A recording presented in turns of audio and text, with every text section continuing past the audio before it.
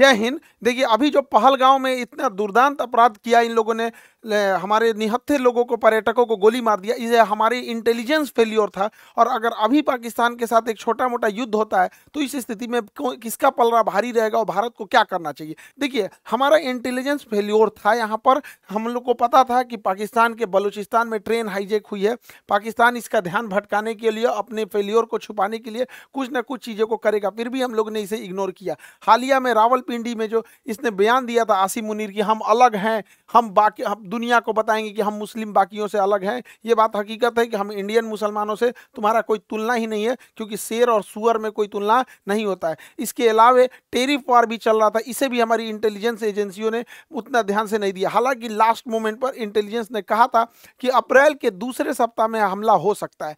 अप्रैल की जब दूसरे सप्ताह में हमला की इतनी सटीक जानकारी थी, फिर भी जब यहाँ पे पर्यटक थे, यहाँ पर इस बसरान घाटी में, यहाँ पर एक भी हॉस्पिटल नहीं था, ना ही एक कोई पुलिस का जवान था, ना ही कोई मिलिट्री थी यहाँ पर। इसके अलावा जब यहाँ पे दुर्घटना हुई, जब आतंकवादियों ने गोली मारा, तो उस समय लगभग आधे घंटे बाद नीचे से आर्मी आ रही है या फिर पुलिस आ रही है। आधा घंटा में तो कोई पर्यटक को तो गोली वगैरह चलाने आता नहीं है, और ये पूरी घाटी खाली थी, कहीं छुपने का भी जगह नहीं था, वहाँ आराम से गोली मार दिया गया। कुछ लोगों की तो मृत्यु केवल ब्लड लॉस की वजह से हो गई, क्योंकि एम्बुलेंस भी 1.5 घंटा बाद आई थी। तो वहाँ जब इतने बड़े पर्यटकों का स्थल था, इतने हजारों की संख्या में पर्यटक थे, तो सरकार क्या कर रही थी?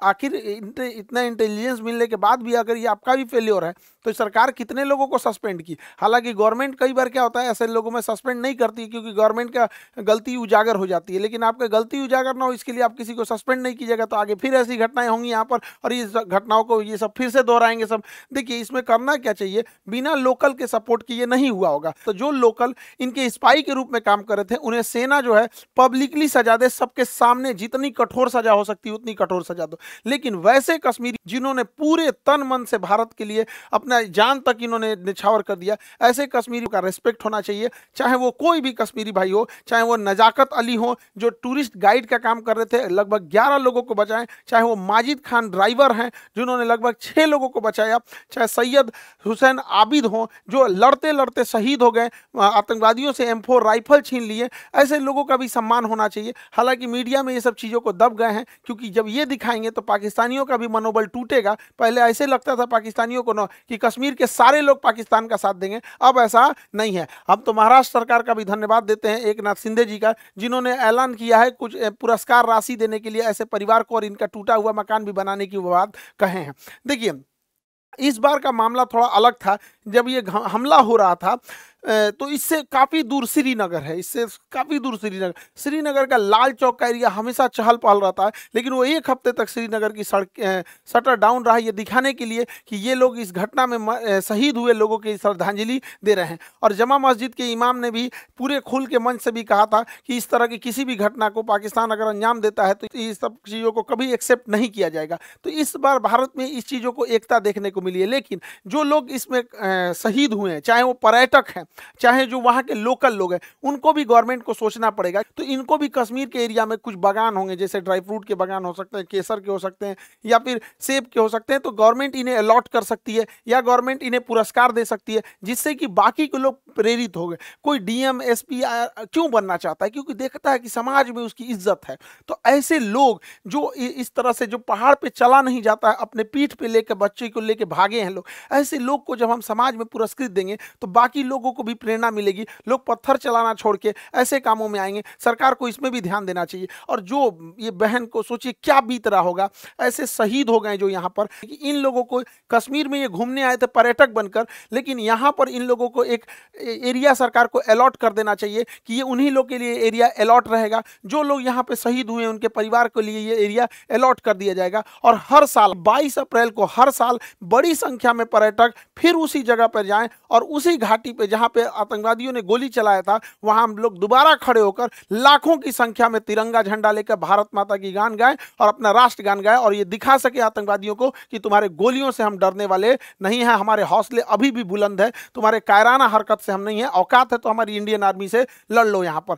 अब हम लोग को समझना पड़ेगा कि ये आतंकवादी सब चाहते क्या है, ये आतंकवादी क्या चाहते हैं। तो देखिए ये आतंकवादी अगर चाहता तो इनको गोली मार दिया, इनकी वाइफ को भी मार सकता था, लेकिन नहीं मारा। कहा कहा कि तुम मतलब पूछा कि हिंदू हो कि मुस्लिम हो, धर्म पूछ के मारा। ये जानता था कि ये बात जब समाज में जाएगी तो ये इन आतंकवादियों का मकसद है कि भारत को इंटरनल तोड़ दिया जाए। देखिए एक्सटर्नल लड़ाइयाँ हम लड़ सकते हैं, इंटरनल टूट जाएंगे तो बड़ा मुश्किल हो जाता है। तो जानबूझ के गोली मार दिया और इन्हें छोड़ दिया ताकि समाज में ये बात फैले, ताकि एक दूसरे से नफरत बहुत ज्यादा फैले। लेकिन उसी समाज में ये नहीं जान रहा था, जैसे आबिद जैसे लोग भी थे, उसी समाज में नजाकत अली जैसे लोग भी थे जिन्होंने इन पर्यटकों को निकालने का काम किया। और इतनी बड़ी घटना में जहां पर मेजॉरिटी कम्युनिटी हिंदू है भारत में, और पूछ कर कि तुम हिंदू हो कि नहीं, और गोली मारा गया, फिर भी इस समाज में, इस देश में एक भी दंगा होने नहीं दिया गया। जो बताता है कि हमारा समाज, हमारी संस्कृति, हमारे भारत और सनातन संस्कृति में जो ये जो चीजें हैं, इतना इन सबों की तरह नफरती ये जो आतंकवादी बढ़ रहे हैं सब, इन सबको तो वर्दी पहनने का भी अधिकार नहीं है। इन लोगों को बताइए धर्म जाति पूछ के कौन हत्या करता है किसी का? तो ये यही चाहता है कि हम लोग इंटरनल डिस्प्यूट में फंस जाए। दूसरा क्या चाहता है? कोई ना कोई तो इसका मकसद होगा। दूसरा ये चाहता है कश्मीर से पर्यटक हट जाए, इसीलिए ताकि कश्मीर में बेरोजगारी बढ़ जाए, महंगाई बढ़ जाए, तो युवाओं को अपनी ओर ये खींच सकता है। लेकिन हम लोगों को आगे प्रयास करना पड़ेगा और सरकार को भी, ताकि पर्यटन में कभी भी कमी आने नहीं दिया जाए। क्योंकि कश्मीर में जब से पर्यटन बढ़ा है, 370 हटा है, तो जो कश्मीरी को ये लोग 10,000 12,000 दे के पत्थर चलवाते थे, आज वो कश्मीरी पर्यटक में कोई नाव ले जा रहा है, कोई गाइड बना हुआ है, कोई घोड़े से किसी को घुमा रहा है, कोई अपना वहाँ दुकान चला रहा है। ऐसे करके कोई भी कश्मीरी छोटा मोटा बिजनेस करके 25-30 हज़ार रुपये अपने कमा रहे हैं। धीरे धीरे जब वो सेटल्ड हो जाएंगे तो अपना घर बनाएंगे, अपने बच्चों को पढ़ाएंगे, अपने लिए कुछ गाड़ी घोड़ा खरीदेंगे, फिर उनकी लाइफ होगी। तो वो कश्मीरियों को समझ में आएगा कि पाकिस्तानी उनका ब्रेन वॉश करते हैं। फिर उनको लगने लगेगा कि नहीं, हमको ये सब आतंकवादी पत्थर नहीं चलाना है, हमारा हंसता खेलता परिवार है। तो भारतीय सेना, भारत सरकार और 370 हटने के बाद बड़ी मेहनत से हम लोग ही गए। आज कश्मीरियों में पत्थर चलाने वाला इन चोट्टों को मिल नहीं रहे हैं सब, क्योंकि वो पर्यटन में एक दूसरे से घुले मुले हुए हैं सब। तो ये हम लोगों की भी जिम्मेदारी बनती है कि कहीं ऐसा ना हो कि इमोशन में आके, गुस्से में आके हम लोग इन आतंकवादियों के ट्रैप में फंस जाए। इस ट्रैप में हम लोग को नहीं फंसना है। अब जैसे सिंधु जल समझौता 1960 में था, इसके तहत क्या था, इन यानी सिंधु, झेलम, चिनाब, इन नदियों का पानी का अधिकार मिल गया था पाकिस्तान को, और सतलज, ब्यास, रावी, इसके पानी का अधिकार मिला था इंडिया को। वो भी हम लोग इसका पूरा यूज नहीं कर सकते, लेकिन भारत ने इनमें बहुत सारे डैम बना दिए। सलाल डैम, बेलगिहार, दुलहस्ती, किशन गंगा परियोजना, कई सारे डैम बना दिया। अब इसमें इतनी भयानक घटना हुई थी, इसलिए भारत सरकार ने इन डैम के पानियों को रोका। हालांकि हमारे पास अभी फिलहाल पूरा इंफ्रास्ट्रक्चर नहीं है कि पानियों को ज़्यादा देर तक होल्ड कर सके, लेकिन अभी क्या है कि 2 महीने बाद धान बोने की टाइम आएगा, और जब हम धान बोते हैं तो धान में ज़्यादा पानी चाहिए। उस समय बांध की पानी रोक दें और जो धान की फसल है ये नष्ट हो जाए, धान की फसल नष्ट हो जाए, क्योंकि पानी नहीं मिलेगा तो धान की फसल बर्बाद हो जाएगी। और उस पानी को रोके रखें, और जब ये पानी जाएगा, ठंडी का दिन आएगा, अक्टूबर नवंबर आएगा, तो गेहूं बोने का टाइम आता है। गेहूं को ज्यादा पानी देंगे तब नष्ट हो जाएगा, तो उस समय पनिया छोड़ दे। धान को सुखा के मुआ दे, गेहूं को भिगा के खत्म कर दे। इन भिकमंगों को जब आटा खरीदेगा 600 रुपये किलो, तब समझ में आएगा कैसे तड़पा तड़पा के। देखिए हमारे मासूम जनता, मासूम लोगों को गोली मारे हैं सब। जो पर्यटक थे, इन्होंने कोई गलती नहीं किया तो उन्हें मारे थे सब यहाँ पर। इसलिए हम लोगों का भी ये कर्तव्य बनता है कि सूद समेत उनको लौटा दिया जाए। बच्चा बच्चा पूछे कि अब्बा, पापा, मम्मी, आटा इतना महंगा क्यों हो गया, तब समझ जाएगा कि पानी रोक दिया है भारत वहाँ पर।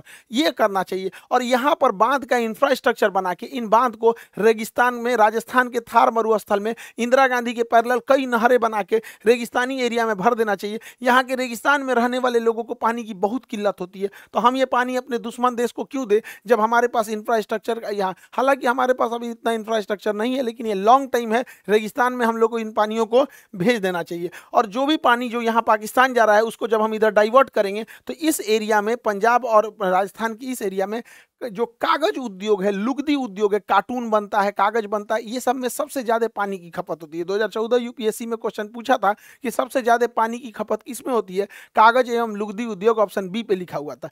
तो इस एरिया में कागज वगैरह का उद्योग डालना चाहिए जिसमें पानी की हैवी खपत है, वैसे एरिया में नहीं डालना चाहिए जहाँ पानी कम है। हालांकि यहाँ पर हम लोग उतना इंफ्रास्ट्रक्चर नहीं बना है, वरना इन पानियों को हम लोग दिल्ली की ओर भी मोड़ सकते हैं। वो मोड़ने के लिए जो सिस्टम आता है उसे एक्वाडक्ट कहते हैं। ये देखिए, ये एक्वाडक्ट है, ये एक्वाडक्ट के रास्ते हम पानी को मोड़ सकते हैं। और एक्वाडक्ट के रास्ते अगर हम दिल्ली यमुना में ले आ दें और यमुना में तेज गति से छोड़ दें तो यमुना नदी में जो गंदगी की समस्या है वो तेज बहाव के कारण बह जाएगा। और आगे एक लोहे की जाली लगा दे जिससे कि जो प्लास्टिक है, कूड़े करकट है, उसे हम रोका जा सकता है और पूरा का पूरा पानी साफ हो जाएगा। यमुना साफ के लिए देख रहे थे, यमुना साफ करने के लिए जोड़ देंगे नदियों को तो यमुना आराम से साफ हो जाएगी, बहाव के साथ आगे बढ़ जाएगी यमुना नदी। पाकिस्तानी सेना सोचती है कि छोटा मोटा एयर स्ट्राइक टाइप की कोई घटना हो जाए जिससे कि पाकिस्तानी सेना का जो जनरल है आसिम मुनीर वो अपने आप को रेलेवेंट दिखा सके कि हमारी कितनी जरूरत है, वो पाकिस्तान को कितना बचा के रखा है। लेकिन भारत को यहाँ इजराइल जैसे सोचने की जरूरत है, यदि एक भी हमला हो तो बड़ा सटीक हो, पाकिस्तान की कमर तोड़ दिया जाए।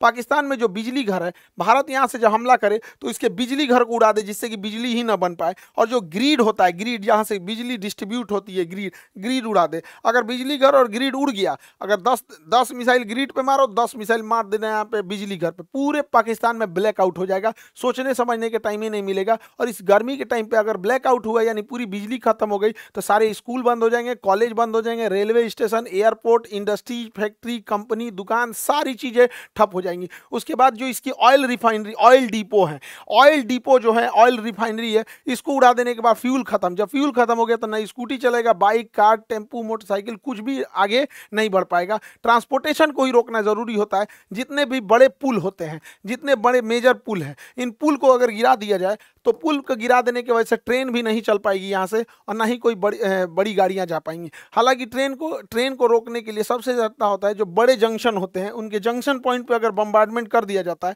तो ट्रेन का आवाजाही बंद हो जाता है। तो भारत सरकार को स्ट्रेटेजिकली हमला करना पड़ेगा और नीचे से नौसेना का ब्लॉकेज लगा देना है और ऊपर से धो देना है, ताकि अगर 2 दिन के लिए भी सर्जिकल स्ट्राइक होता है तो इसका बहुत लंबा इंपैक्ट पाकिस्तानी अर्थव्यवस्था में दिखना चाहिए कि अगले 10 साल तक पाकिस्तान उसकी भरपाई ही करते रह जाए। देखिए, कश्मीर से ही ज्यादा घुसपैठ इस होने का एक बड़ा कारण ज्योग्राफिकल टेरेन है। वहां ज्योग्राफी की जो बनावट है, एक पहाड़ है, उबड़ खाबड़ है और इसमें इतने घने जंगल है, इतना घना जंगल है कि हाथी छुप जाती है इन जंगलों के बीच में। तो इसके बीच में आतंकवादी को छुपना तो बड़ा ईजी है। तो भारत सरकार को और सेना को एक कड़ा एक्शन लेना पड़ेगा। पर्यावरण जाए साइड में, यहाँ पे पहले देश की सुरक्षा जरूरी है।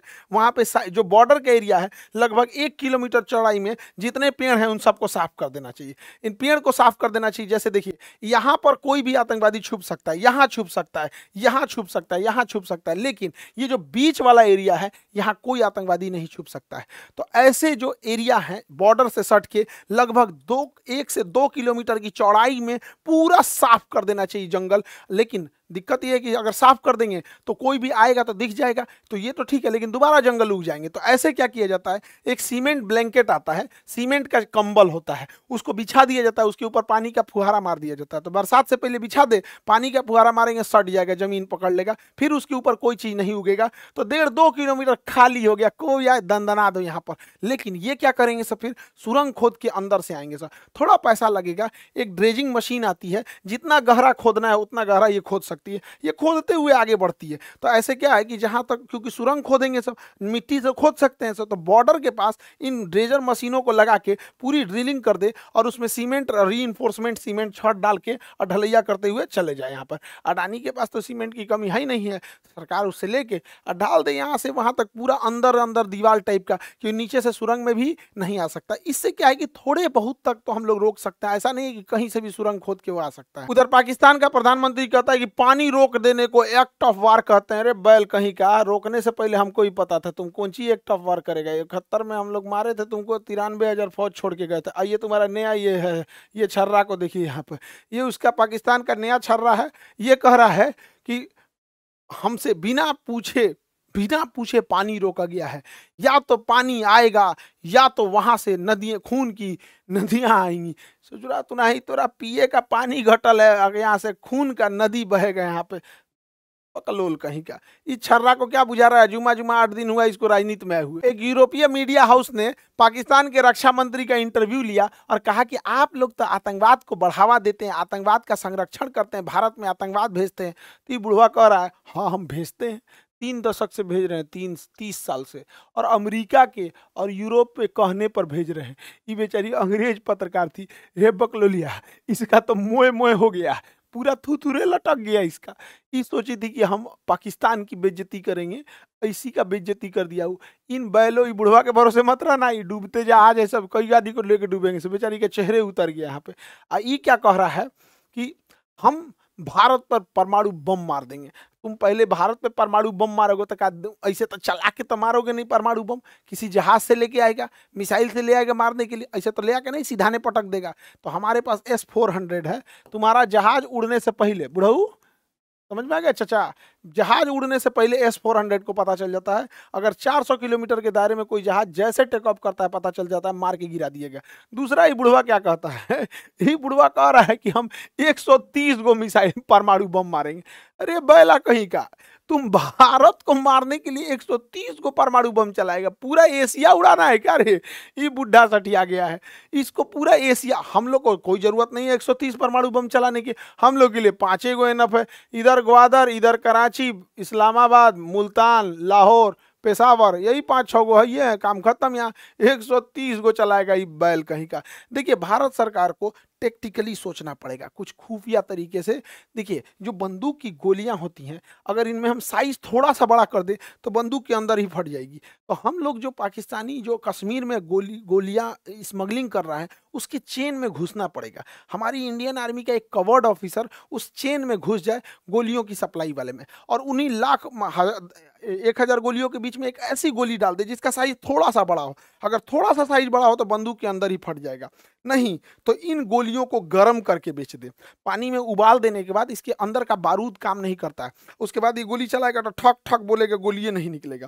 तो धीरे धीरे धीरे धीरे कैसे नकली नोट मार्केट में आ जाता है तो पता नहीं चलता है। उसी तरह नकली गोलियां पहुंचा देना है, जो साइज में बड़ी हो तो बंदूक फाड़ देगी, नहीं तो उबला हुआ रहेगा। पानी में उबाल देंगे, उसके बाद सुखा देंगे तो पता कौन चीज चलेगा कि अंदर का बारूद काम नहीं कर रहा है। 1000 के बीच में से 100 गो गोली ऐसे ही ना निकाल दे तो ये हो जाएगा। लेकिन हम तो कहते हैं सरकार से कि एक छोटे साइज का नैनो चिप बनाइए, माइक्रो चिप बनाइए, जो जीपीएस सिग्नल दे सके, जीपीएस सिग्नल दे सके, और इन बंदूक के पीछे बट में या कहीं पे भी उसको इंस्टॉल कर दे। उस जीपीएस सिग्नल देने वाले को जहां भी इंजीनियर देखे, सब कोई सुटेबल जगह, उसके जगह पे उसको इंस्टॉल कर दे, और स्मगलर के थ्रू, अपने ही स्पाई खुफिया एजेंसी के थ्रू उन आतंकवादियों में बंटवा दे राइफल। अब ये ससुरा राइफलवा में जीपीएस लगल है, अभी जहां जहां आतंकवादी जाएगा सब ना, वो जीपीएस ट्रैक करते रहेगा। इनको मारना नहीं है, बाप रे बाप, मारना नहीं है, पकड़ा जाएंगे सभी सब। ये जहां जहां घुसेगा, कहाँ रुका है, किसके यहाँ रुका है, नाश्ता के टाइम कहाँ था, रात में कहाँ था, खाना के टाइम कहाँ था, बंदूक चलाने कहाँ गया है, बॉर्डर पार किया है कि नहीं, कहाँ नहीं किया। ऐसा ऐसा अगर हम लोग 100 गो बंदूक हिला दिए लोग ना, राइफल हिला दिए लोग ना, 6 महीना तक इन राइफल वालों को मारना ही नहीं है। 6 महीना तक सारी जानकारी हम लोग को मिल जाएगी यहाँ पे। तो हम तो कहते हैं कि भैया थोड़ा सा खुफिया तरीका से सोचना पड़ेगा, खतरनाक तरीका से। शराफत से भी लड़ना है, सामने से भी लड़ना है, और खतरनाक बुद्धि से भी लड़ना है। तब जाके हम अपने कश्मीर को शांत रख पाएंगे। कश्मीर हमारे लिए माथे का मुकुट है, उसके लिए हमें जो करना पड़ेगा हम वो करेंगे। आप क्या सोचते हैं इसके बारे में? क्या इसके अंदर जीपीएस लगाना चाहिए, या फिर बंदूक की गोली का साइज बढ़ा के, या फिर उबाल के गोलियों को सप्लाई करना चाहिए कि नहीं, ताकि उन लोगों के जो मनोबल है, उनके मानसिकता पे हम जीत सके? आगे हम आपको अगले वीडियो में मिलेंगे। जय हिंद।